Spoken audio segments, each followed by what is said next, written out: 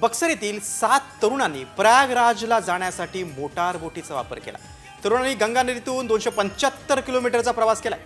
रस्त्यावरील अवजड वाहतूक टाळत तरुणांनी 84 तासांचा थरारक प्रवास अगदी सुरक्षितपणे पूर्ण केलाय।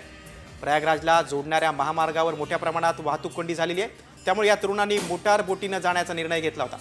11 फेब्रुवारीला प्रवास सुरू करून ते शक्तिशाली गंगेवर रात्रंदिवस बोट चालवत होते। 13 फेब्रुवारीला प्रयागराज येथे पोहोचले आणि शनिवारी त्यांच्या गावी परतले।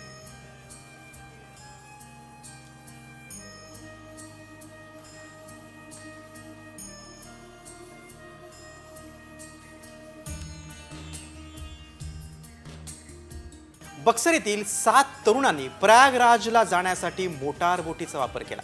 तरुणांनी गंगा नदीतून 275 किलोमीटरचा प्रवास केलाय।